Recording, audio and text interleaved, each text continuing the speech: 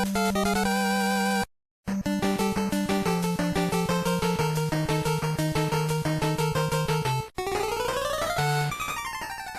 1991, the Super Nintendo Entertainment System launched in North America and ushered the company into the 16-bit generation. So you would think nearly every developer would want to play with the new technology, but bizarrely, the Mega Man team at Capcom stayed on the old hardware and made the next entry in the series for the NES. Now, as far as I can tell, there has never been an official reason given as to why, but I think I could guess that either it was because they didn't want to abandon children who were stuck on the NES, or they just wanted to wait until the SNES had a larger install base. Regardless, in December of 1991 in Japan and January of '92 in America, Mega Man 4 graced the NES and continued the legacy the Blue Bomber had worked so hard to attain, while also making improvements and changes to the gameplay. The game would also go on to sell pretty well and be a critical success, though not to the same degree as Mega Man 2 or 3. I myself have seen time and time again Mega Man 4 typically be referred to as one of the weaker entries in the classic series. I never really knew why myself, as I've never played this game before, as well as the next two entries, so I'm going to be going into these with as neutral of a mindset as I possibly can.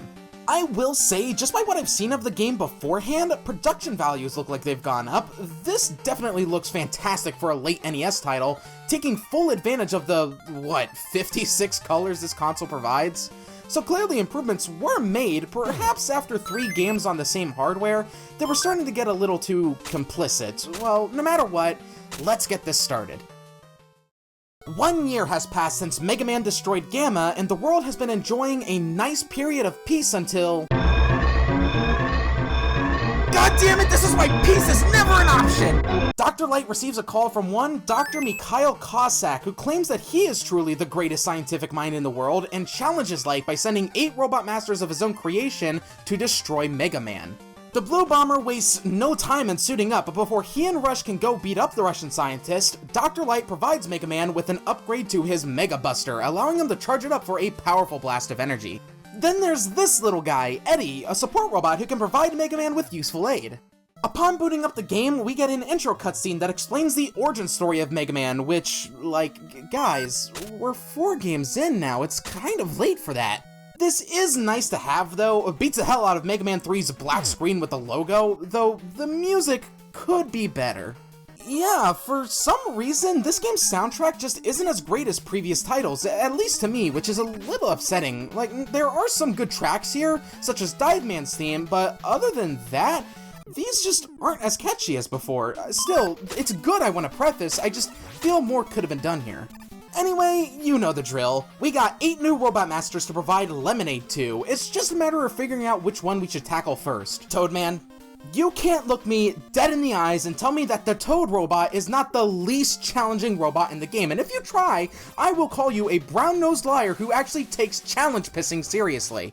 So here in Toadman's stage, you have to battle the rain as it'll push Mega Man backwards. After that, the rest of the stage takes place in the sewers below, though as much as I tried, I couldn't find those damn Ninja Turtles.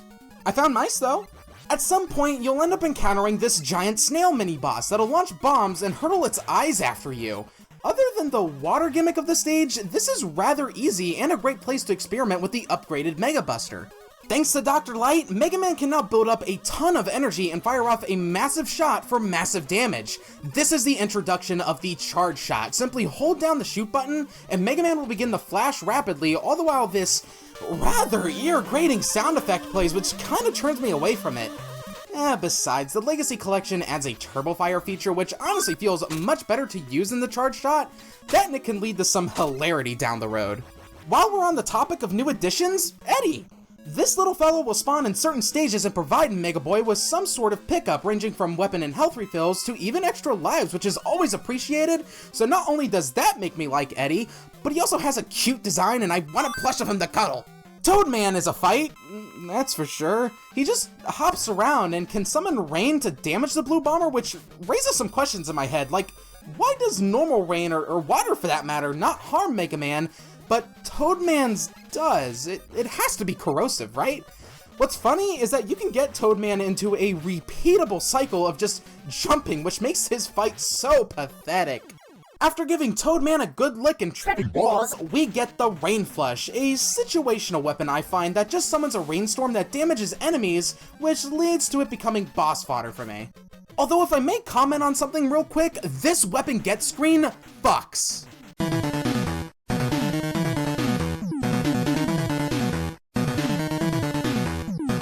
We also receive the Rush Marine adapter, which makes underwater travel less of a hassle, although I never used it. Not once. Listen, I just need Rush Jet and I am set for the rest of the game. Up next is Brightman, who will try to blind the blue bitch with the power of no light. It kinda goes against his name, but whatever. Actually, no, wait, I hate this stage gimmick! I must say, one thing Mega Man 4 does right is providing the player with alternative pathways in the level that can lead to hidden goodies like E-Tanks and extra lives. Brightman will jump around and fire bullets at Mega Man and will occasionally just spam the hell out of the Rain Flash in order to beat him, because that time stop ability of his can absolutely wreck you if you aren't careful. For dimming Brightman, we get the Flash Stopper, which is just the time stopper from Mega Man 2, except you can still attack afterwards, which makes it great for skipping past annoying level segments. Pharaoh Man probably has one of the more hazardous stages in the game, with this section where you need to ride these robots over this massive bed of spikes. Other than that, this level felt rather standard outside of the whole breaking into an Egyptian tomb and killing the Pharaoh before Mega Man receives the Pharaoh's curse. Pharaoh Man is weak to the Flash Stopper, which can lead to this being the easiest fight in the game. I'm not joking, just use it before he can do anything, and then you just...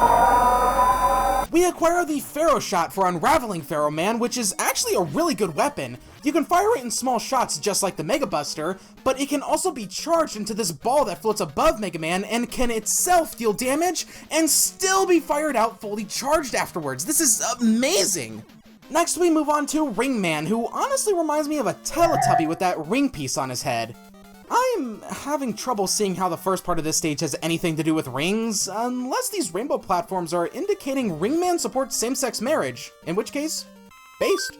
This stage is home to two different mini-bosses that you have to fight twice each, which kinda slows down the pacing. One is this hippo that is piss easy, but then there's this one made of several rings that you have a small window of opportunity to deal damage to, hence why I feel like this is a pace breaker.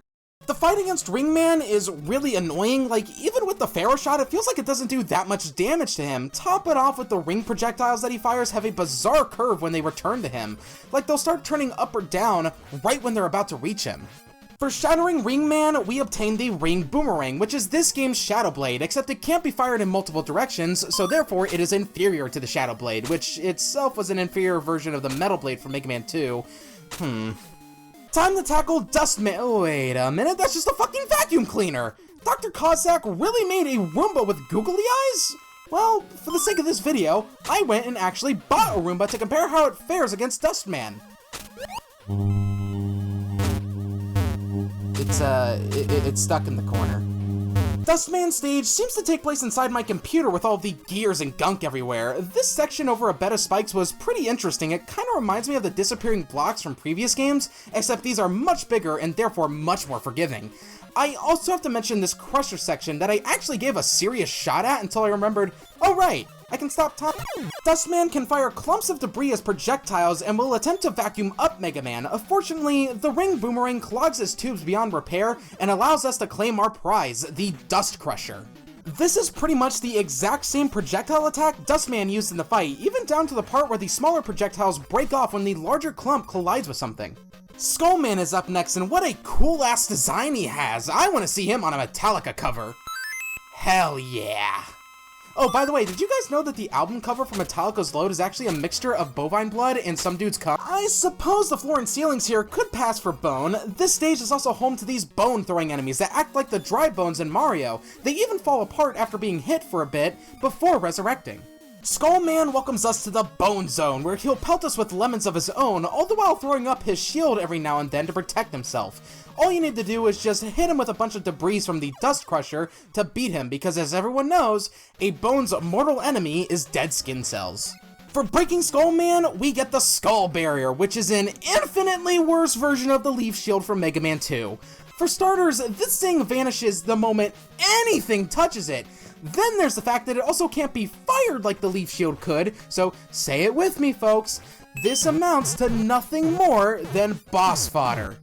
Dive Man is who we shall harpoon next, and if you haven't guessed, this is the water level of the game, and it loves to make you do these large-ass jumps over spikes. We also have yet another mini-boss to take care of, that being this whale that will launch missiles from its mouth. Partway through is this secret path that, oh geez, could we not with the spike falls, please? At the end is this W capsule thingy.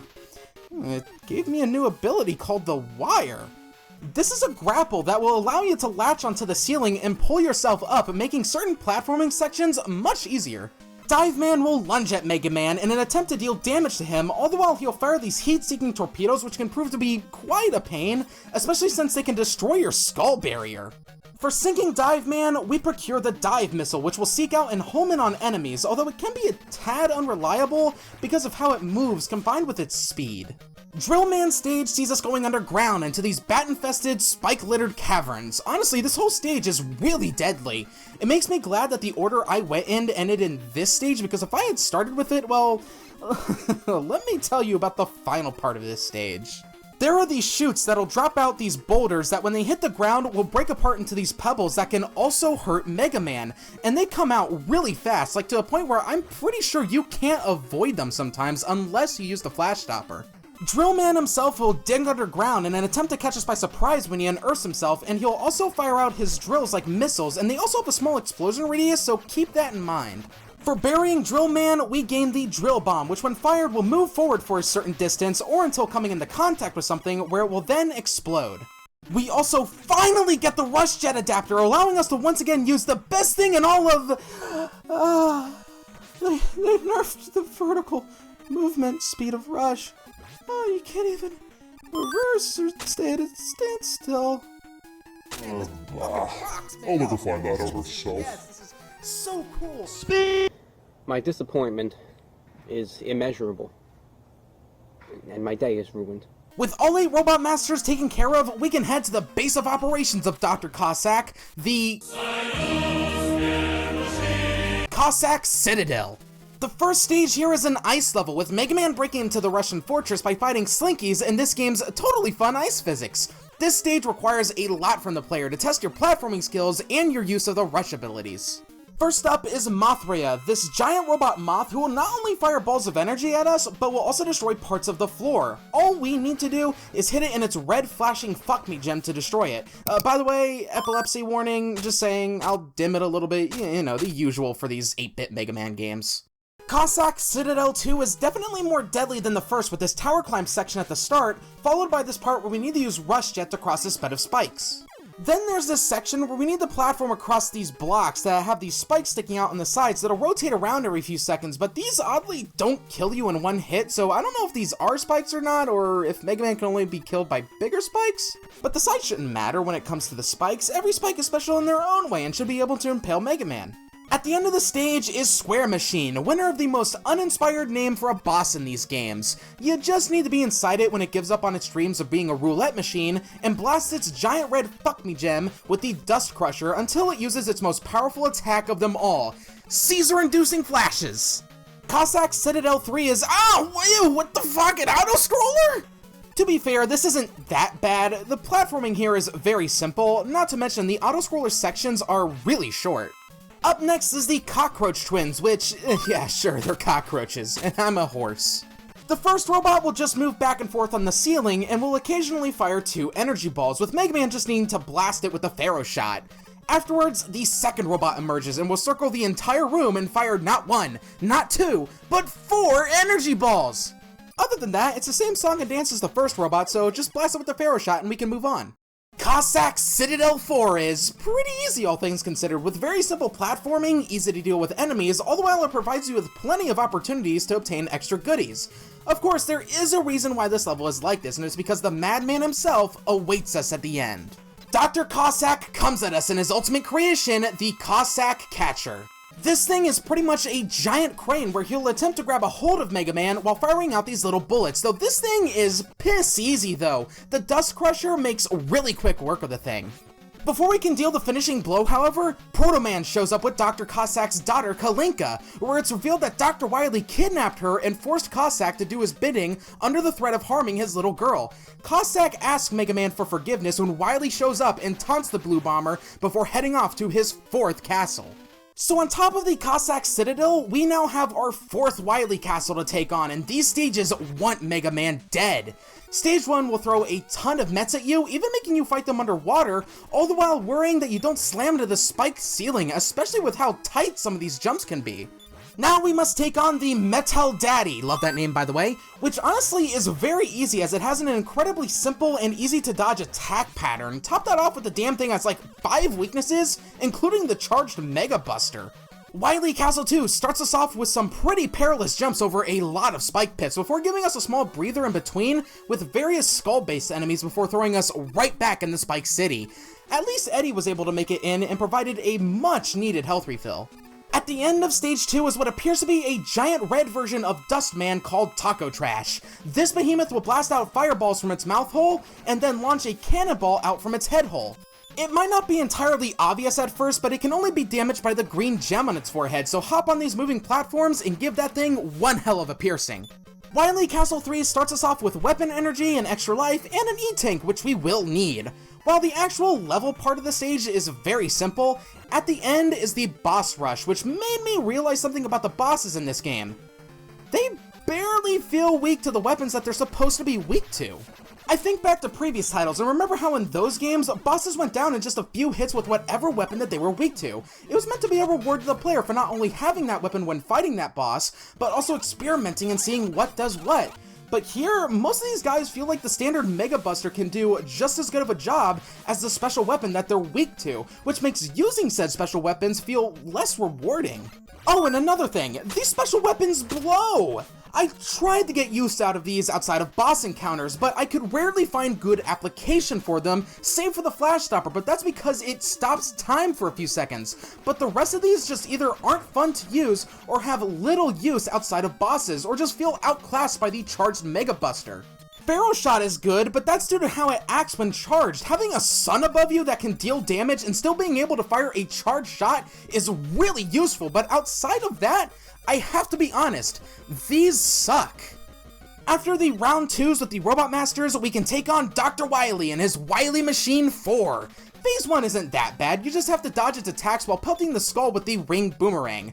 Then, once the skull breaks away, Phase 2 begins and this fight becomes much harder as Wily will stop moving vertically and begin moving horizontally, making his attacks much harder to dodge. Top it off with you need to hit the blue gem of the machine with the Drill Bomb, or alternatively, you could just use the charged up Mega Buster. Dr. Wily escapes after the machine's destruction with Mega Man chasing him to Wily Castle 4, which is just a hallway with these caterpillar enemies that are great for grinding weapon energy should you need it. Pro tip, you need it. Mega Man confronts Wily, who is hiding inside this pitch black room in his brand new Wily capsule. This ball of energy that forms will briefly show Wily's location in the room, with you needing to hit him with either Pharaoh Shot or Ring Boomerang, as those are the only 2 weapons that can damage it. After enough hits, we damn it! Dr. Wily grovels at our feet for the 4th time as he then... Okay, no, that was fucking stupid. He just said, "Bye, bitch," and escaped through a secret door. Afterwards, the castle is set to explode with Wily and Mega Man escaping just in time. Mega Man then rides the train home, where he's welcomed back by Roll and Rush, ending Megatron 4. I wanted to like this game more than I did, but it feels like an honest downgrade from Mega Man 2 and 3. I still think it's better than Mega Man 1, and I want to stress, I do not think this game is bad. It's still fun, and I am glad to have played it. It's just, clearly, this is inferior to its previous 2 predecessors. The special weapons suck, and the boss weaknesses not feeling like weaknesses is a problem, but this game did do some good for the series. For starters, the difficulty balancing issue from Mega Man 3 was corrected here, and it feels more natural. Not to mention, this did introduce the charge shot, which, ear bleeding noise aside, was a good addition to the gameplay. All in all, Mega Man 4 is a pretty good experience that simply just needed some tweaks in certain areas. Shortly after Mega Man 4, development on the next entry began with the team choosing to still stick with the NES, so I hope you'll join me next time for Mega Man 5. Subscribe to the channel if that sounds interesting to you, and leave a like and a comment should you choose. With all of that said, have a great day or night. Peace. Alright, now where did that Roomba go? Excuse me, it seems to have caught my tail.